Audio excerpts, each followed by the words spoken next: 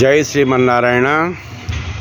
శ్రీమన్నారాయణుడు భక్త పరతంత్రుడు, అంటే భక్తులు అంటే ఇష్టపడేవాడు.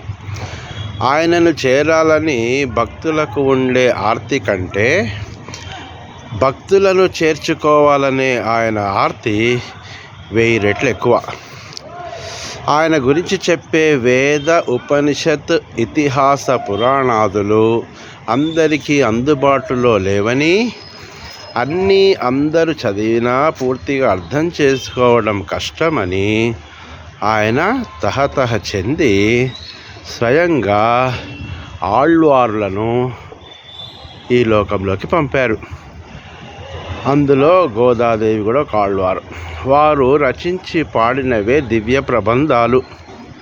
అందులో శ్రీ నమ్మాళ్వార్లు సాగించిన తిరువాయిమొഴി సామవేద సారం.